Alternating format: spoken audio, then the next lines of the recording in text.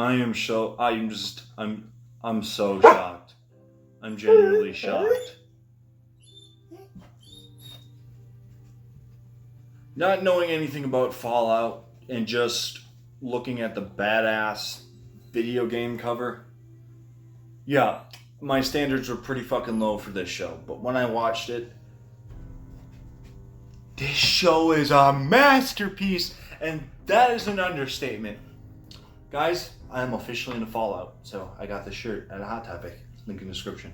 Anyway, guys, today I'm going to be reviewing the Fallout TV series that came out, and it was exclusive, I believe, to Amazon only. But I happened to watch this on like a streaming episode. I watched the first episode on Amazon Prime, but you couldn't watch the rest for some odd reason, so I found like this app.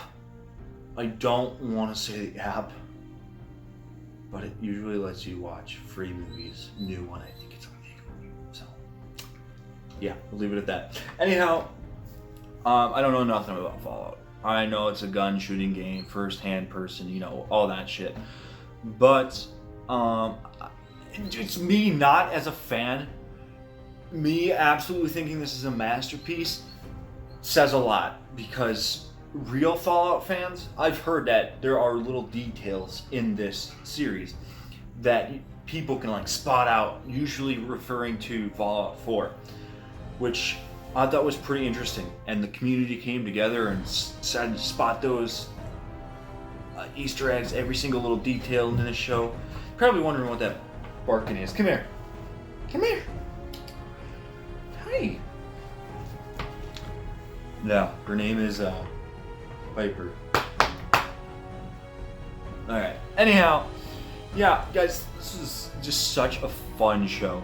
To begin with, I have a crush on the actress. Didn't know who she was until this show, but yeah. Anyway, I like the twists and turns. And you're following this character, the girl, and honestly, it's Lucy, her name is. And it's really a really cool concept. So right away, you're kind of led to believe that Earth got blew up by a big nuke, and there are these underground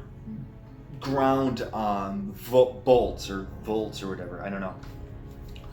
Vault, yeah, like a vault, so the rest of mankind lives on top of the world. So like around the apocalyptic war zone that it got left in. Being nuked, and then the bottom, the rich, I believe they put it as, were in these vaults, and they were raised from vaults, and some people in the vaults got raised in the outworld but came to the vaults. It's a really cool concept as it is.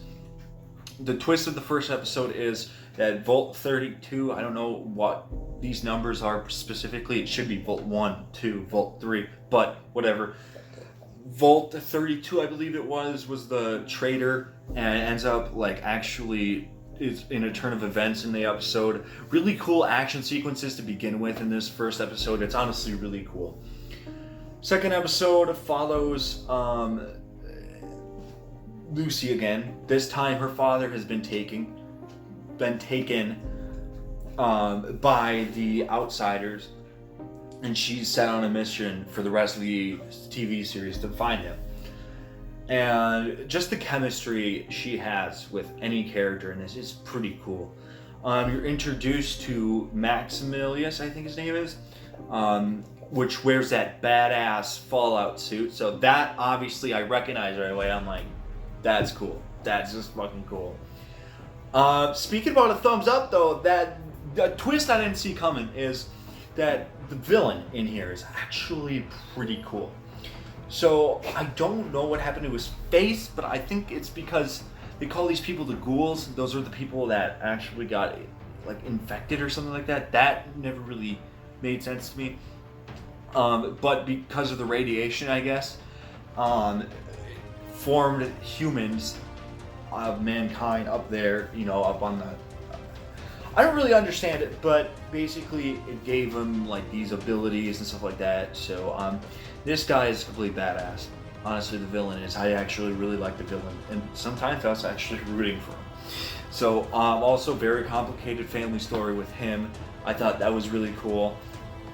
And yeah, so he's like a bounty hunter, and the fight scene between him and Maximilius is really cool as well. That's just awesome to me. The action scenes in these episodes are actually really well done for an Amazon exclusive episode. Like, this is like the best of the best. This deserves whatever it is on Rotten Tomatoes. I think it's 93%, but this is just, it's such a great show, and I'm just genuinely shocked. Anyway, though, the next couple episodes kind of spend time with the main character, and I've kind of noticed this, and this is how you write a TV series or a movie. You can tell that society has had an effect on Lucy. Each episode, she's going down a darker and darker path. She's learning that the outside world, you can't really trust anybody. And that's really just the weight, the emotion on that is just super well done. And the actress, like I said, does really well. And she's just so likable. The characters are just likable.